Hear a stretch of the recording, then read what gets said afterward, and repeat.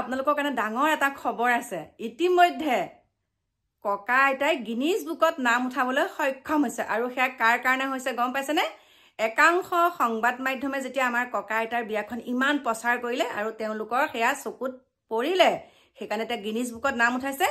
আৰু আপোনালোকে জানিলে আচৰিত হ'ব, লাখ লাখ টকা, কিমান টকা মই এই আপোনালোকৰ ভিডিঅ'টোত দি দিছোঁ, সবিশেষখিনি দিছোঁ, একদম লাখ লাখ টকা উঠিছে। হে ভগৱান, একদম মানে আপুনি মানে ভাবিব নোৱাৰিব ইমান টকা বিয়াখনত উঠিছে আৰু গিনিজ বুকত নাম উঠাইছে। গতিকে আমাৰ কাৰণে এইটো আৰু একদম কেনেকুৱা ভাল খবৰ হয়নে? গিনিজ বুকত তেওঁলোকে নাম পঞ্জীয়ন কৰিবলৈ সক্ষম হৈছে। গতিকে চাওক ভিডিঅ'টো, সকলোখিনি আপোনালোকৰ মাজলৈ লৈ আহিছোঁ। ৰ'ব ৰ'ব ৰ'ব ৰ'ব আপোনালোকৰ কাৰণে ডাঙৰ এটা খবৰ আছে। ইতিমধ্যে ককা আইতাই গিনিজ বুকত নাম উঠাবলৈ সক্ষম হৈছে আৰু সেয়া কাৰ কাৰণে হৈছে গম পাইছেনে? একাংশ সংবাদ মাধ্যমে যেতিয়া আমাৰ ককা আইতাৰ বিয়াখন ইমান প্ৰচাৰ কৰিলে আৰু তেওঁলোকৰ সেয়া চকুত পৰিলে, সেইকাৰণে এতিয়া গিনিজ বুকত নাম উঠাইছে।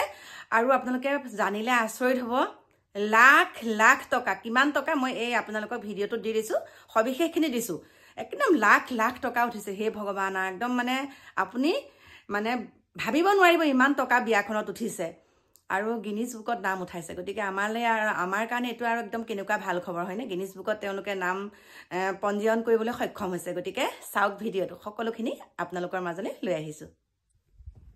গুড মৰ্ণিং বন্ধু বান্ধৱীসকল, পটককৈ আহিলোঁ আপোনালোকক কথা এটা ক'বলৈ।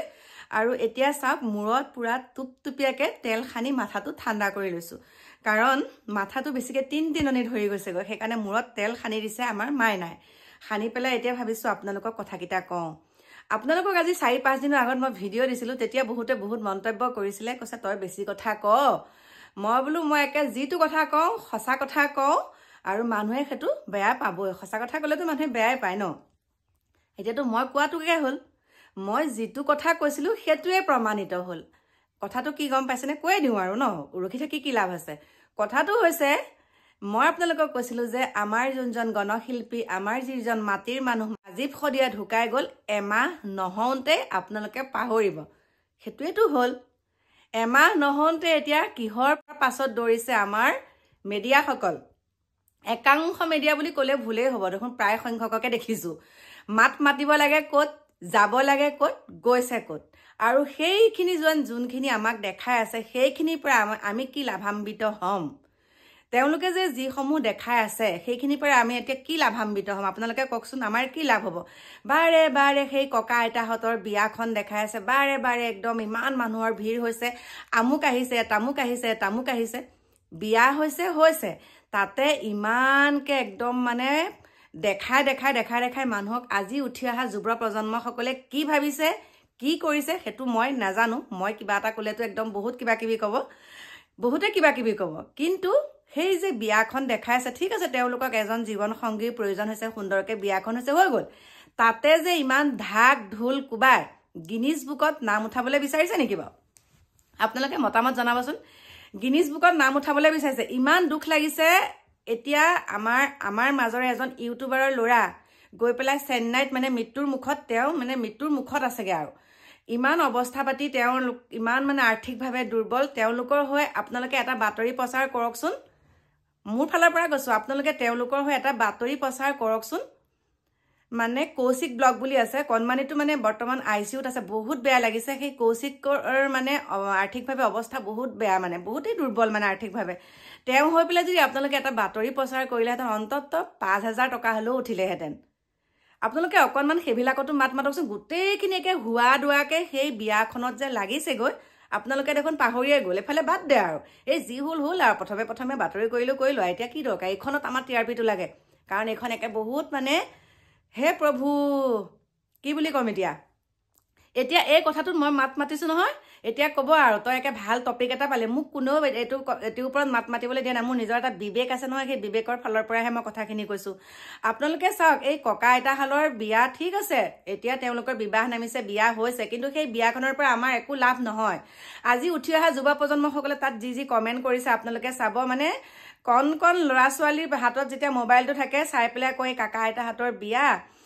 মানে তেওঁলোকে এতিয়া কমেণ্ট বক্সবিলাক আপোনালোকে চাব, এটা কথাই লিখিছে যে আমিও বুঢ়া হ'লেও বিয়া পাতিব পাৰিম। আমিও বুঢ়া মানে ভাল তাত পজিটিভ চিন্তাধাৰা হৈ পেলাই তাত এটাও কোনেও কমেণ্ট দিয়া নাই, চব নিগেটিভে আহিছে, ক'ৰবাত কেনেবাকৈ দুই এটা আহিছে। কিন্তু সেই বিয়াখন এনেকৈ দেখাই আমাৰ কি লাভ হ'ব? আকৌ কৈছোঁ, কি লাভ হ'ব? তাত কি য'ত যাব লাগে ত'ত যাওকচোন আপোনালোকে। এতিয়া অইন কথা নকওঁ দেই, এনেকুৱা সমস্যা আমাৰ বহুত আছে। সেই সমস্যাবিলাক সমাধান কৰিবলৈ হ'লে কেতিয়াবা আমাৰ এনেকুৱা মানে আমাৰ প্ৰচাৰৰ কিছুমান প্ৰয়োজন হয়, কিন্তু সেই প্ৰচাৰটো আমাৰ তাত গ'লে তেওঁলোকে সেই প্ৰচাৰটো যেতিয়া তাত কৰিবলৈ যাব আৰু সেই কৰিবলৈ যাওঁতে তেওঁলোকৰ লাভ নহয় কাৰণে সেইবিলাকত তেওঁলোকে প্ৰচাৰ নকৰে। আপোনালোকক একদম সঁচা কথা কৈছোঁ, সঁচা কথা কৈছোঁ। আজি বহুত দুখ লাগিছে, সেই কৌশিক ব্লগ বুলি কয় যোনটো ইউটিউব চেনেল আছে, তেওঁ মানে এটা বহুত জটিল ৰোগত আক্ৰান্ত হৈ আছে, কিন্তু তেওঁলোক বহুত আৰ্থিকভাৱে দুৰ্বল। তেওঁলোকে এতিয়া মানুহৰ পৰা সহায়ো বিচাৰিছে, কিন্তু সেই প্ৰচাৰটো আমাৰ ইউটিউবত ভিডিঅ' এটা বনালে কিমান মানুহে চাইনো? আপোনালোকে সেইটোত প্ৰচাৰ কৰক না অকণমান। দলে বলে খালি একদম আইতাৰ বিয়া, আইতাৰ কেনেকৈ মেহেন্দি আঁকিছে, আইতাই কি গহনা পিন্ধিছে, আই লাভ ইউ জান, আই লাভ ইউ বাবু, সেই শব্দকেইটাকে আমাৰ মানে একাংশ সংবাদ মাধ্যমে আই লাভ ইউ ককা, আই লাভ ইউ জান, আই লাভ ইউ বাবু, সেই শব্দকেইটা যে এনেকুৱা ফকাচিং কৰি আছে কিয়? মানে সেইটো কৈ পেলাই মানে আপোনালোকে এনেকুৱা এটা লাগিছে সেই বিয়াখন যেন কাৰোবাৰ হেঁচাতহে এনেকুৱাখিনি কৰিবলৈ বাধ্য হ'ল, কোনোবাই যে জবৰদস্তি এনেকুৱাখিনি কৰোঁ আমি বহুত ফেমাছ হ'ম, তেনেকুৱা নিচিনা লাগিছে। মানে দেখাত মানে তেনেকুৱা লাগিছে, মানে তিলটোকে তালটো কৰি বহুতখিনি প্ৰচাৰ কৰি পেলালে, আৰু প্ৰচাৰৰ কাৰণেই চাগে এনেকুৱাখিনি হৈছে।